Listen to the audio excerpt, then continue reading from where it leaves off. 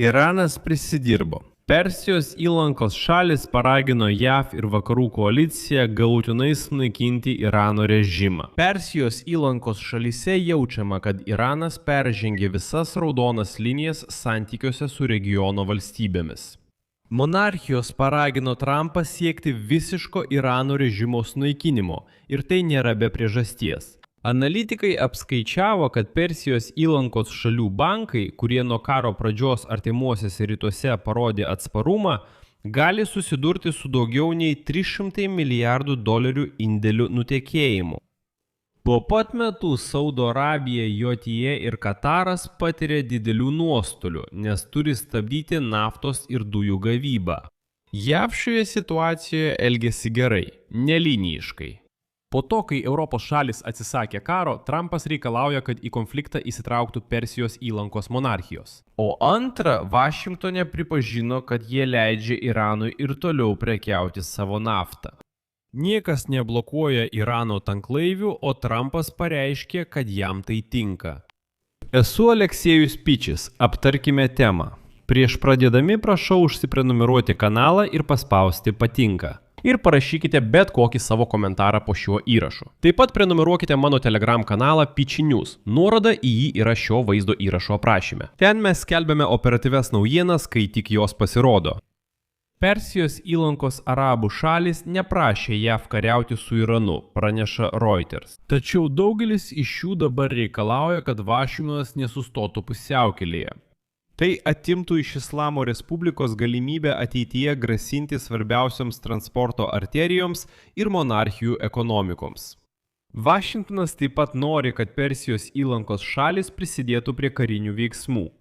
Kaip pranešė šaltiniai, prezidentas Donaldas Trumpas nori gauti paramą kariniai kampanijai regione, kad sustiprintų jos tarptautinį teisėtumą.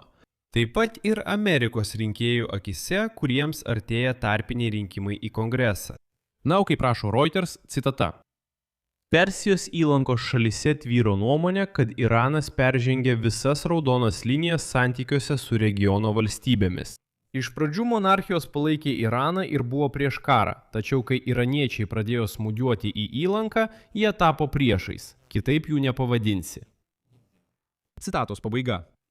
Teheranas jau parodė savo galimybės apšaudamas raketomis ir dronais oro, jūrų uostus, naftos objektus bei komercinius centrus. 6 Persijos įlankos valstybėse taip pat užblokavęs laivybą Ormūzo sąsiauryje, arterijoje, per kurią eina apie 1/5 pasaulio naftos tiekimo ir nuo kurios priklauso viso regiono ekonomikos. Šie išpoliai sustiprino nuogąstavimus, kad Iranui išlaikius puolamąjį potencialą ar ginkluotės gamybą, jis taps drąsesnis, kad nuolat šantažuotų regioną, grasindamas uždaryti šią energetinę arteriją kiekvieno konfliktų paaštrėjimo metu. Trečiąją karo savaitę Irano bombardavimas JAV ir Izraelio pajėgomis, taip pat Irano smūgiai JAV bazėms ir civiliams objektams visame Persijos įlankos regione sustiprėjo. Regiono šaltinis teigia, kad Persijos įlankos šalių lyderiai susidarė aiškią nuomonę. Reikia, kad Donaldas Trumpas visiškai susilpnintų Irano karinį potencialą ir niekas nebesiūlo deeskalacijos. Toliau Reuters citata. Alternatyva, pasak šaltinių, būtų egzistavimas po Damoklo kardu. Jei Iranas nebus kritiškai susilpnintas, jis ir toliau laikys visą regioną įkaitų. Ir čia svarbu pažymėti, kad JAV gynybos ministras Petas Heksetas dar praėjusią savaitę pareiškė, jog Vašingtono partneriai Persijos įlankoje yra pasirengę pereiti nuo gynybos prie aktyvių veiksmų ir jau bendradarbiauja su JAV kolektyvinės bei integruotos oro gynybos srityje. Tačiau šaltiniai regione praneša, kad vienašališkų karinių veiksmų galimybė iš bet kurios iš šių šalių vis dar nesvarstoma. Svarstomas tik bendras įsikišimas, kuris leistų išvengti atsakomųjų smūgių atskiroms valstybėms. Jei kariaujama su Iranu, tai visiems kartu.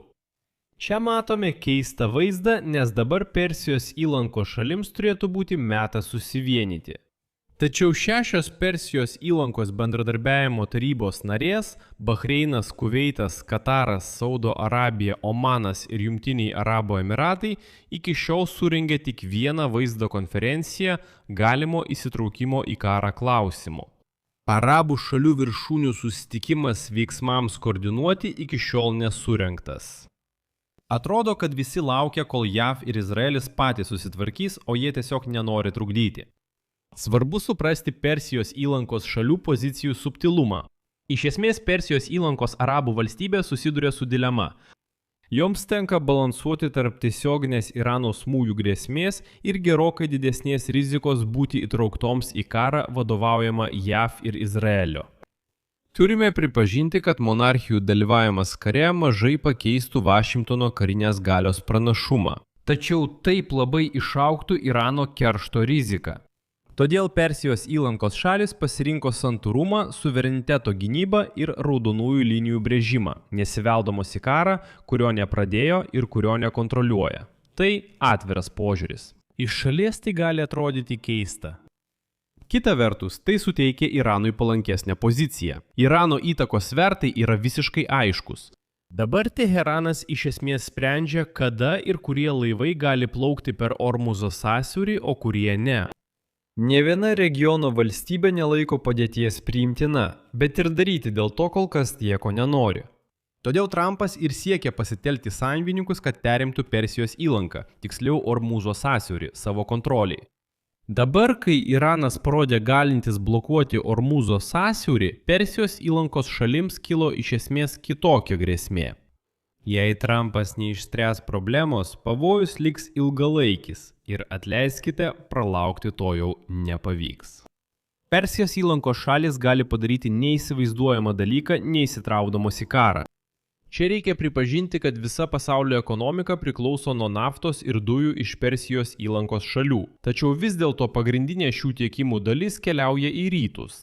Į Kiniją, Japoniją ir kitas Azijos ekonomikas. Ir dabar Persijos įlankos šalis gali paskatinti Azijos šalis prisijungti prie vakarų operacijos prieš Iraną, kas būtų tiesiog precedento neturintis atvejis. Tai jau Persijos įlankos ir Azijos šalių asmeniniai santykiai. Persijos įlankos šalims verta daryti įtaką ir JAV, ir Donaldui Trumpui. Nes kol monarchijos negali parduoti naftos, Iranas ją sėkmingai parduoda Azijai. Tik pagalvokite, Iranas ir toliau eksportuoja naftą beveik prieš karinėmis apimtimis ir Amerikos karo laivai regione tam netrukdo. Kaip pareiškė JAV finansų ministras Scottas Bessentas, cituoju, Irano laivai jau išplaukė iš Ormuzo sąsiaurio ir mes leidžiame tai daryti, kad užtikrintume tiekimą likusiam pasauliui. Mes manome, kad įvyks natūralus atvėrimas, kurį dabar iraniečiai įgyvendina ir kol kas mums tai tinka. Mes norime, kad pasaulis būtų gerai aprūpintas nafta. Čia padėsiu daugtaškį. Savo nuomonę ir išvadas rašykite komentaruose. Prenumeruokite kanalą, paspauskite varpelį ir nepamirškite paspausti patinka. Jei šis įrašas jums buvo įdomus ir naudingas, galite finansiškai paremti mūsų YouTube kanalo veiklą bet kokia auka, mokama prenumerata arba rėmimu YouTube platformoje. Kaip tai padaryti? Nuorodos į rekvizitai yra vaizdo įrašo aprašyme arba QR kode ekrane. Būsiu dėkingas už bet kokią jūsų paramą. Tai tiek. Saugokite save. Iki.